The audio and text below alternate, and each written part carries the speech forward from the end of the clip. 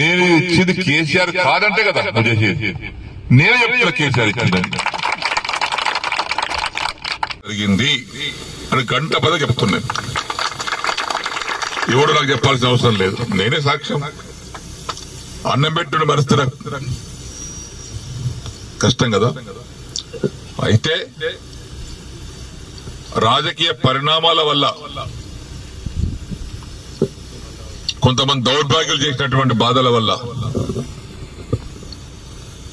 నేను కొంత నిర్ణయం తీసుకొని మారాల్సి వచ్చింది.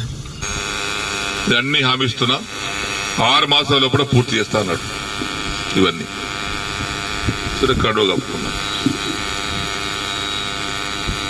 ఆ కండువ కూడా జాతీయ కండువ కప్పుకున్నా. నయమైంది. ఈ కోర్టు కేసులు ఉన్నాయి ఇప్పుడు మా మీద కోర్టు కేసులు నడుస్తున్నాయి. అరే చేతిగుట్టు కండువ కప్పుకోలేదు బాబు, ఇందిరమ్మ బొమ్మతో కప్పుకోలేదు, జాతీయ కండువ మోదీ కూడా కప్పుకోలేడు ప్రధానమంత్రి, అది కప్పుకోరా చెప్పిన. సరే ఆ కథ వేరు లీగల్ గా. ఇప్పుడు ఈ పరిస్థితిలో మనం ఇక్కడ ఆగినాం. దానికి కొంతమంది రకరకాలుగా మాట్లాడుతాం. తర్వాత మొన్న నవంబర్ 7 తారీఖు నాడు సీఎం గారింటికి మీటింగ్ అయితే పోయినా. అందరు ఎమ్మెల్యేలకు మాట్లాడుతుంటే మాకు కూడా పిలిచాడు. అది ఫిరాయింపుదారుల ఎమ్మెల్యే మీటింగ్ పెడితే అందరం పోయినాం. మీటింగ్ అయినాక విడివిడిగా మాట్లాడి పోయినాం.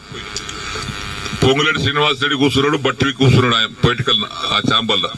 నేను పోయి శ్రీనివాస్ రెడ్డి రేవంత్ రెడ్డి గారు లేచాడు, కూర్చోసేనని అన్నాడు. ఒకటి అడిగితే సమాధానం చెప్పినా కూర్చుంటా అన్నా. ఏందన్నాడు, నేను నీకు 21 జూన్ నాడు నాకు కండువ కప్పిన రోజు నాకేమైనా పైసలు ఇచ్చినావా, నన్ను ఏమైనా కొన్నావా,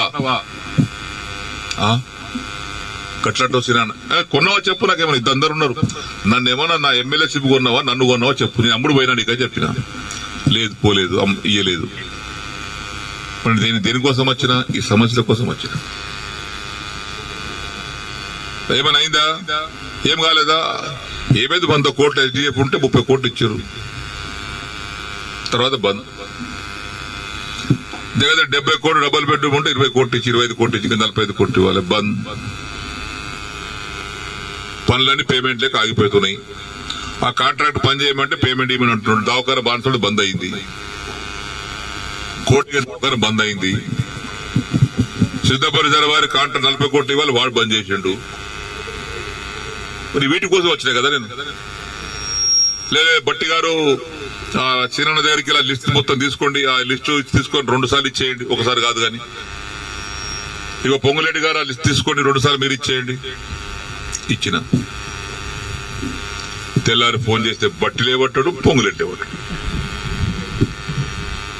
ఏమని చెప్పుకోను నేను. ఇక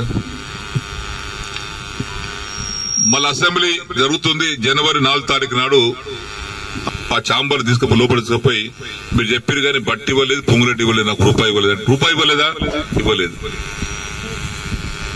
వేం నరేందర్ రెడ్డి గారు బయట పిల్లలను పిలిచిండు. వేమన్నా సీనన్న బాధపడుతున్నాడు, అది ఇంకా పేమెంట్ కాలేదట, నువ్వన్నా మార్చిలో కూడా 3 విడతలు ఇప్పి. సరే సరే ఆయన తీసుకుని ఆయన వెళ్ళిపోయాడు. తెల్లారి వేం నరేందర్ ఫోన్ చేస్తే ఆయన లేపడు. 50 సార్లు చేసిన, ఒకసారి కాదు 50 సార్లు లేపడు. మళ్ళా మొన్న మార్చిలో అసెంబ్లీలో జరుగుతుంటే మళ్ళా పోయారు ఛాంబర్. మన అసెంబ్లీలో కూర్చునే సీటు డబుల్ ఉంటుంది అయింది. చెప్పిన ఏది కాలేదండి.